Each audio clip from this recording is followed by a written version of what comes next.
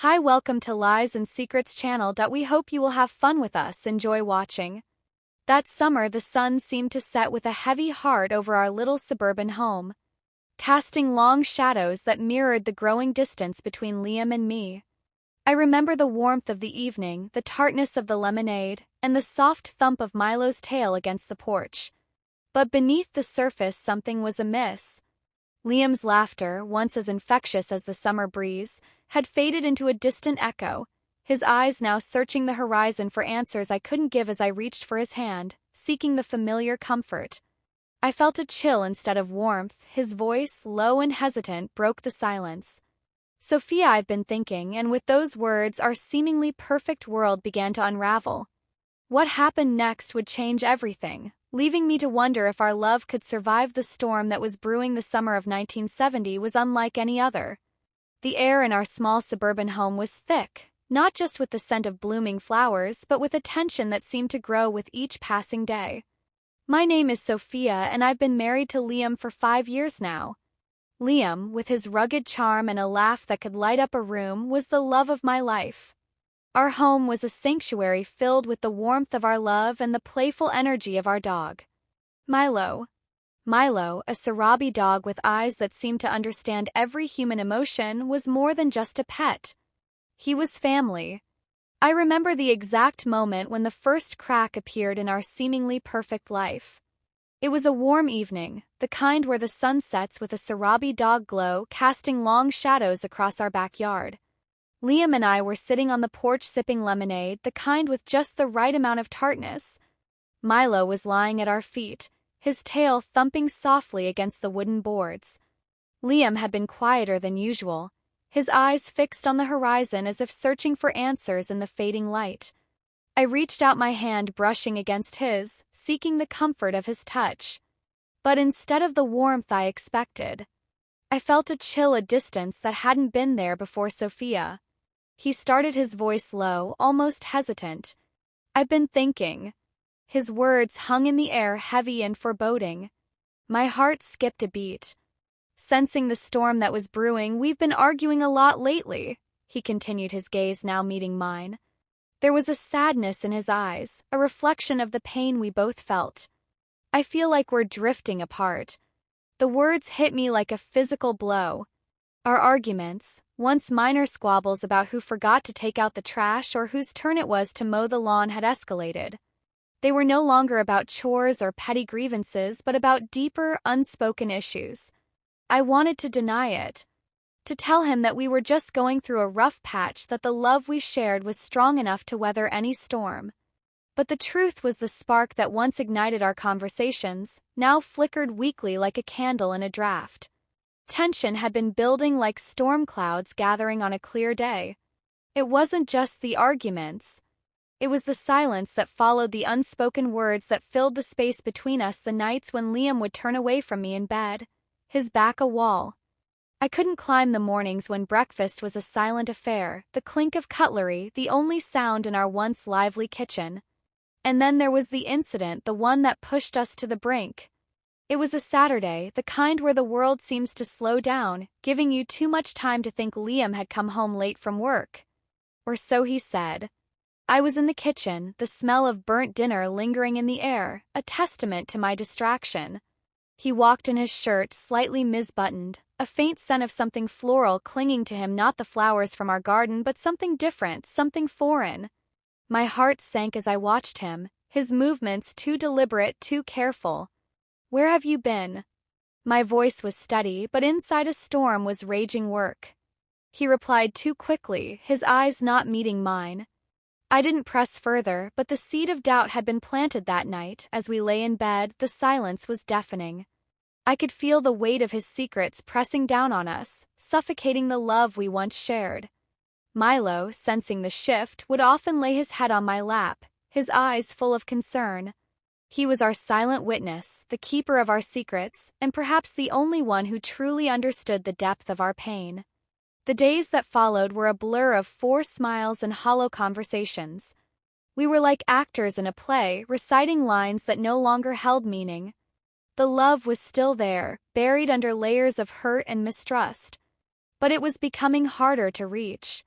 And so the summer of 1970, which should have been filled with joy and the simple pleasures of suburban life, became a season of introspection and silent battles. A time when the love that once seemed unbreakable was tested in ways we never imagined.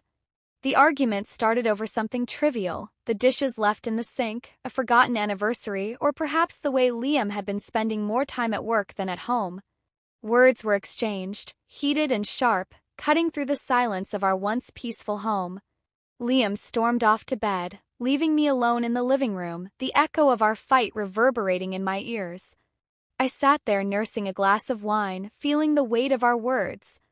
The room was dim, lit only by the soft glow of the lamp on the side table, casting long shadows that seemed to dance with my troubled thoughts.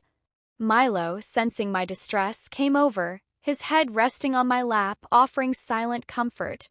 His warm breath and the gentle thump of his tail were the only sounds in the otherwise quiet room. For some time, the wine glass was empty and my thoughts were a tangled mess.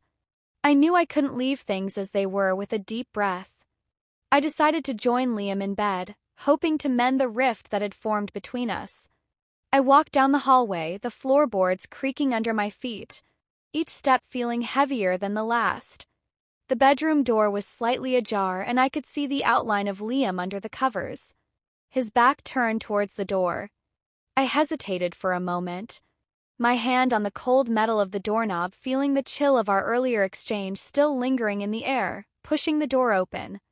I entered the room enveloped in darkness except for the moonlight filtering through the curtains. Liam didn't move, didn't acknowledge my presence. I stood there, feeling like an intruder in our own bedroom. Liam, I whispered, my voice barely above a breath, not wanting to startle him or provoke another argument. He stirred slightly but didn't turn. I slipped into bed beside him, the sheets cold against my skin. The space between us felt like a chasm, wide and deep, filled with all the unsaid things, the doubts, the fears. I reached out, my hand hovering over his shoulder, unsure if I should touch him, if my touch would be welcomed or resented. Then the unexpected happened. The bedroom door creaked open further, and there stood Sophia, Denny's sister, who had come to visit unexpectedly. Her silhouette was framed by the light from the hallway, her expression unreadable in the dim light. "Sophia," I said, confusion lacing my voice. "What are you doing here?" She stepped into the room, her presence adding another layer of complexity to the already tense atmosphere. "I couldn't sleep," she murmured, her voice soft, almost apologetic. "I heard the shouting earlier, and I just wanted to make sure everything was okay." Liam finally turned, his face a mask of mixed emotions. "Sophia, it's late," he said, his tone gentle but firm. "I know, I'm sorry," she replied, her eyes darting between us. I thought maybe I could help." The room was silent for a moment. The only sound, the soft ticking of the clock on the wall, a reminder of time passing, of moments slipping away. "It's all right, Sophia," I said, trying to keep my voice steady. "We'll sort it out. You should go back to bed." She nodded, her gaze lingering on Liam for a moment longer before she turned and left, closing the door with a soft click. The air in the room felt even heavier, now charged with unspoken words and unresolved issues. Liam turned back to face the wall, and I lay there staring at the ceiling, the distance between us palpable. I knew then that our problems were not just about dishes or forgotten anniversaries. They were about trust, about the secrets we kept, about the love that was fighting to survive under the weight of our silences. As I lay there, the night stretched on, each minute feeling like an hour, each hour like a lifetime. The love that once seemed unbreakable was now at a crossroads, and I wondered if we could find our way back to each other, or if this was the beginning of the end. The bedroom was dark, the only light coming from the street lamp outside, casting shadows on the walls. Liam was already asleep, his breathing deep and steady. I slipped under the covers, feeling the warmth of his body next to mine. But the distance between us felt like miles. Milo, who had followed me, jumped onto the bed, curling up at our feet. In the quiet of the night, my mind wandered, fueled by the wine and the unresolved tension. In a moment of confusion and desperation, I reached out, not to Liam but to Milo. What followed was a moment of profound betrayal, an act so out of character that it would change everything. The morning light filtered through the curtains, casting a soft glow over the room. I woke up with a start, the weight of last night's actions heavy on my conscience. Liam was still asleep, his face peaceful in slumber, unaware of the storm brewing within me. I slipped out of bed, my movements careful not to disturb him, and made my way to the bathroom as I stood in front of the mirror. The reality of what I had done hit me like a wave. The reflection staring back at me was not the woman Liam had married, not the woman who had vowed to love and cherish him. Guilt gnawed at me, twisting my insides with every breath. I splashed cold water on my face, hoping it would wash away the shame.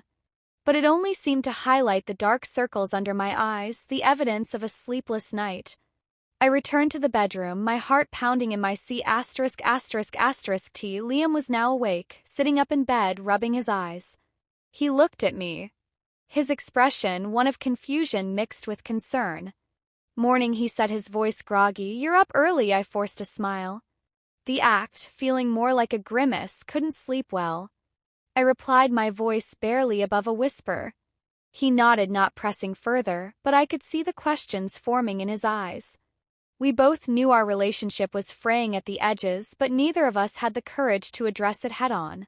I went downstairs to start breakfast, the routine of making coffee and setting out the eggs offering a semblance of normalcy.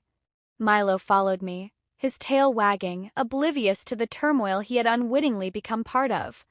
As I cracked the eggs into the pan, my hands trembled, the yolk breaking prematurely, a metaphor for my own fractured state.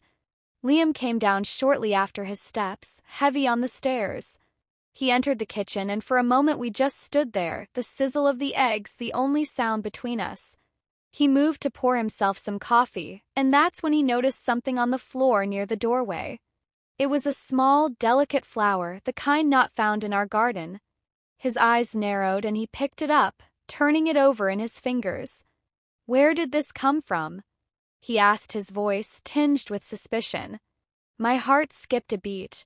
It was from last night when, in my confusion, I had plucked it from the vase in the living room, a subconscious act of seeking comfort in something beautiful. Amidst my turmoil, I must have dropped it. I stammered the lie, tasting bitter on my tongue. Liam looked at me, his gaze piercing, searching for the truth. I was desperately trying to hide. "Sophia, what's going on? You've been distant, and now this." The room felt like it was closing in. I wanted to confess, to let the truth spill out, but the words stuck in my throat. Instead, I turned back to the stove, focusing on the eggs, my back to him, hoping he wouldn't see the tears welling up. "Talk to me." "Sophia," he urged, stepping closer. His hand touched my shoulder, a gesture meant to comfort but which now felt like an accusation. I turned the spatula still in my hand and faced him. "Liam, I made a mistake.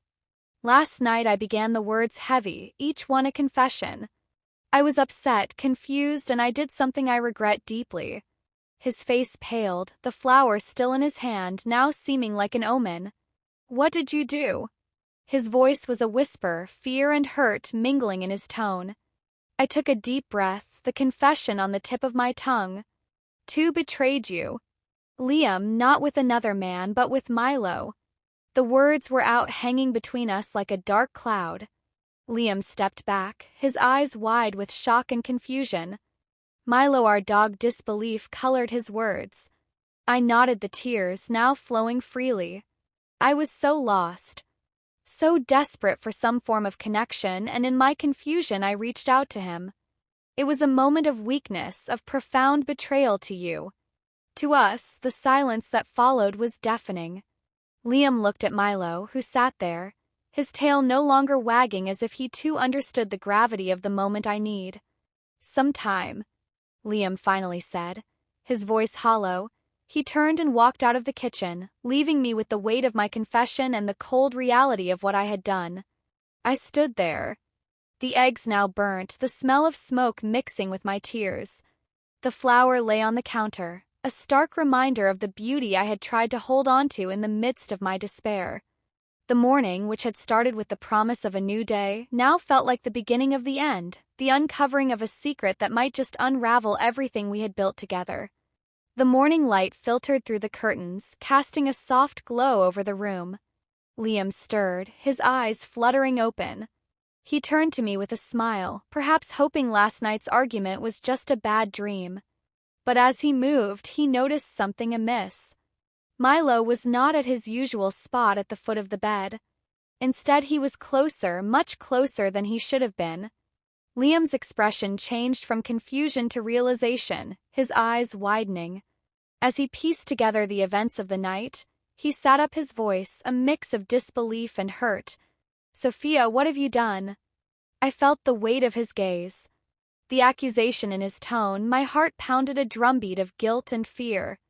"Liam, I don't know how to explain," I stammered, my voice breaking. He looked at Milo, who now lay with his head on my pillow, his eyes reflecting a mix of confusion and loyalty. "You with Milo?"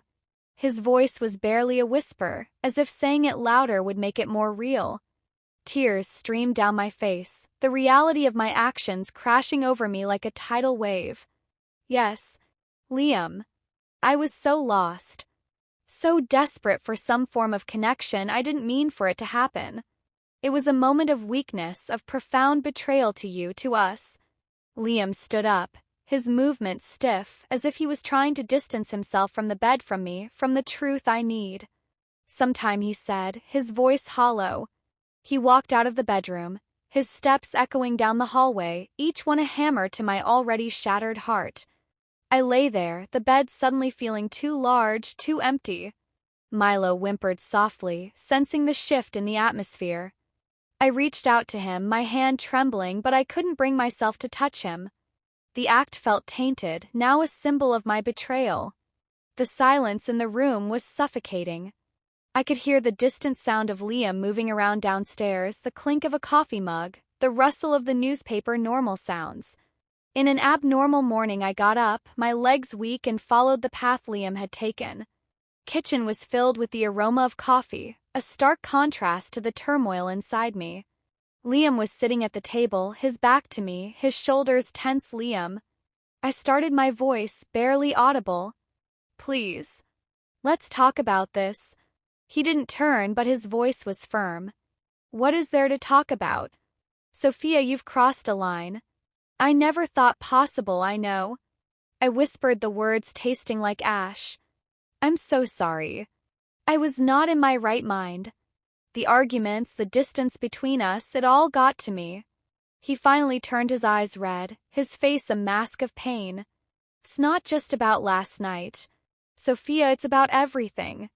Trust, the respect, the love. Where did it all go?" I sat down opposite him, the table between us feeling like a chasm. "I don't know. Liam, I've been so caught up in my own pain, my own fears. I let it blind me to what really matters." He looked at me, really looked, as if searching for the woman he married. "I need to understand why. Sophia, why did you turn to Milo?" I took a deep breath, the confession heavy on my tongue. It was a moment of desperation. "Liam." I felt so alone, so unloved. I reached out for comfort, for something familiar, and in that moment Milo was there. It was wrong, so wrong, but it was not about him. It was about us, about what we've lost. Liam's expression softened slightly, the hurt still there, but mixed with a hint of understanding. "We've both been lost, Sophia. Maybe we've been looking in the wrong places for what we need." The room was silent again. The only sound, the soft ticking of the kitchen clock, a reminder of time moving forward, of moments we could never get back. "I want to fix this, Liam," I said, my voice firm with resolve. "I want to find our way back to each other, if you'll let me." He sighed, a long, weary sound. "I don't know if I can marry, not right now. I need space to think, to process all of this." I nodded, understanding his need for solitude. "Take all the time you need. I'll be here working on myself, on us, hoping you'll come back." He stood up, his coffee cup still half full. "I'm going for a walk. I need to clear my head." As he walked out, I watched him, the man I loved, now a silhouette against the morning light. The door closed softly behind him, and I was left with the remnants of our breakfast, the burnt eggs, and the cold reality of what I had done. Milo came over his head, nudging my hand, seeking forgiveness or perhaps offering it. I stroked his fur, feeling the warmth of his loyalty, a stark contrast to the coldness I had brought into our home. The days stretched ahead, filled with uncertainty and the daunting task of rebuilding trust. But as I sat there, the morning light casting long shadows across the kitchen floor, I knew that this was just the beginning of a long journey, a journey to find forgiveness, to heal, and perhaps to love again. The room felt like it was closing in as Denny's question hung in the air. I tried to explain, to justify my actions, but the words felt hollow. Liam's face was a mask of betrayal, his eyes cold and distant. He got out of bed, his movements mechanical, as if he was trying to distance himself from the reality unfolding before him. I just can't," he muttered, his voice breaking. He grabbed some clothes, his car keys, and left the room, the door slamming behind him, echoing through the house. The silence that followed was deafening. I stood there, the weight of my confession still heavy on my C*******T, feeling the chasm between us widen with every passing second. Milo, sensing the tension, whimpered softly at my feet, his tail no longer wagging. I walked to the window, watching Liam get into his car, his movements sharp, almost angry. The engine roared to life and he drove off, leaving behind a cloud of dust and my heart in pieces. Turning back to the room, I felt the emptiness envelop me. The bed was still warm from where he had lain, a stark contrast to the coldness I felt inside. I sat on the edge, my mind racing with the implications of what I had done. Would this be the end of Sophia and Liam's marriage? I couldn't let it be. The love we had, despite the recent storms, was too precious to let go without a fight. I knew I had to act, to do something to salvage what was left of us. I dressed quickly, my resolve hardening with each piece of clothing. I needed to find Liam, to talk to him, to make him understand that my actions were born out of confusion, not malice. Outside, the air was crisp, the morning sun casting long shadows across our lawn. Milo followed me, his presence a silent plea for reconciliation. I walked down the street, my steps quickening as I approached the park where Liam often went to clear his head. There he was, sitting on our usual bench, his back to me, staring out at the pond where we had once fed the ducks together, laughing at their antics. I approached slowly, the crunch of the gravel under my feet, announcing my presence. "Liam," I called out softly, my voice trembling with emotion. He turned, his face a mixture of pain and confusion. "Sophia."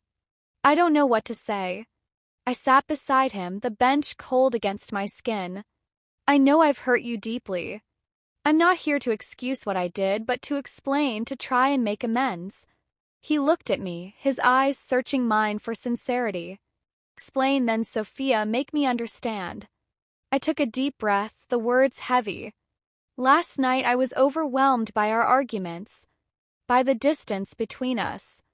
I felt alone, unloved, and in a moment of weakness I sought comfort in the wrong place. It was never about Milo. It was about us, about what we've lost. Liam listened, his expression softening slightly. I felt it too. "Sophia, the drift, the silence. But this is beyond anything I could have imagined. I know," I whispered, tears welling up again, "and I'm so sorry. I want to fix this.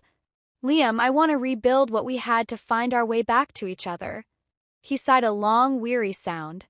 "I need time, Sophia, time to think, to process all of this. I'm not saying it's over, but I need space." I nodded, understanding his need for solitude. "Take all the time you need.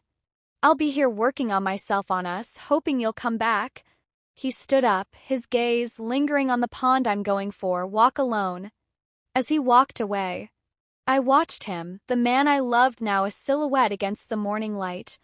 Park, once a place of joy, now felt like a battleground for our future.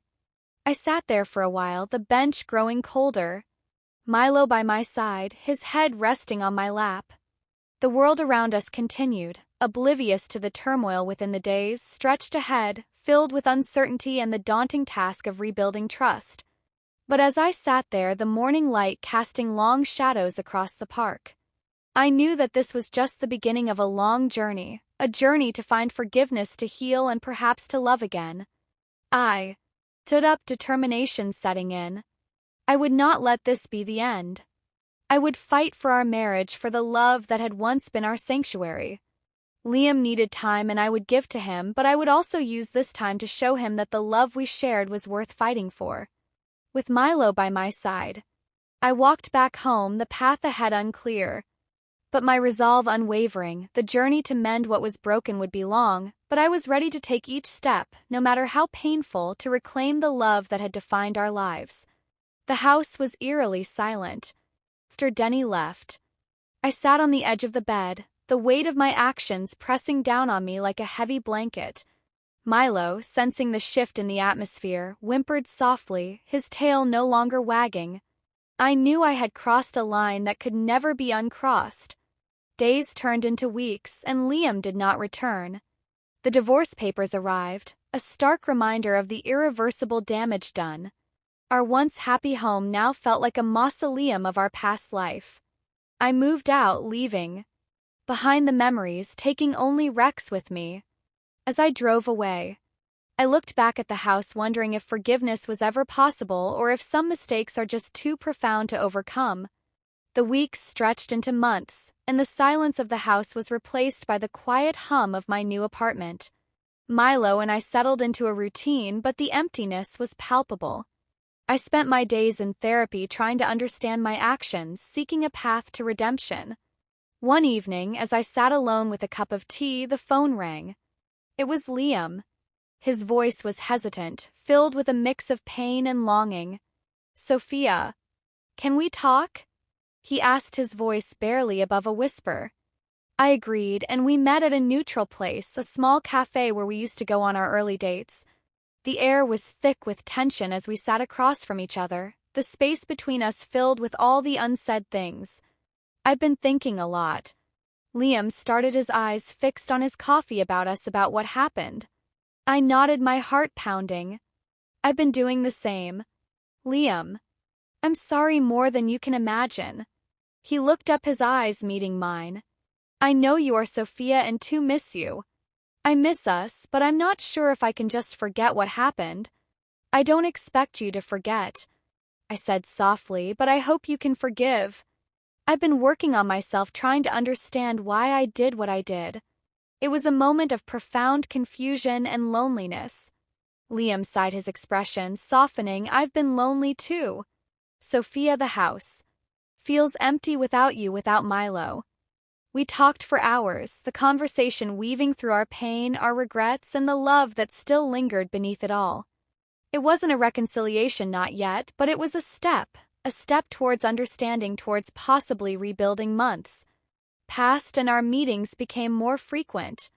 We talked about everything from mundane daily life to the deep, painful issues that had driven us apart. Liam started seeing a therapist too, and slowly the layers of hurt began to peel away, revealing the core of what we once had. One chilly autumn day, Liam invited me back to the house. It was different now, less like a mausoleum and more like a home again.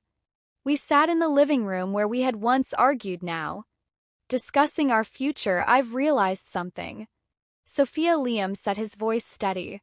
"I still love you, and I believe with time we can heal." Tears welled up in my eyes, relief washing over me. "I love you too, Liam, and I want to try again if you'll have me." He reached out, taking my hand. "Let's take it slow. Let's rebuild, not just for us, but for Milo, for the life we promised each other." Milo, who had been lying by the fireplace, lifted his head, his tail thumping softly against the floor. It was as if he understood, as if he too was hopeful for our future. We decided to start anew, not erasing the past but learning from it. Liam moved into my apartment, and together we began to weave a new tapestry of our lives. It wasn't easy. Trust had to be rebuilt and old wounds needed careful tending. But with each passing day, the love that had once seemed lost found new ways to flourish. As for Sophia, Liam's sister, she had been a silent witness to our turmoil. Over time, she became our confidant, our mediator. Her presence in our lives was a reminder of the family. We still had the support. We could lean on Milo. Our loyal companion was there through it all. His presence was a constant, a reminder of the love that had survived. Despite everything, he was not just a pet. He was our bridge back to each other, a symbol of the unconditional love we sought to emulate in the aftermath of the scandal. We learned that love, like any living thing, needs care, attention, and sometimes a second chance. Our journey was not about forgetting the past, but about growing from it, about understanding that even the deepest wounds can heal if both hearts are willing, and so with Milo by our side. Liam and I embarked on a new chapter 1, where forgiveness was not just a word but a lived experience, where love was not just felt but actively chosen. Every day the road ahead was uncertain, but for the first time in a long while it was a road we were walking together. My story ends here. If you feel that this story is meaningful and brings useful lessons, please like and subscribe to the channel to support me. Thanks for listening and see you in the next videos.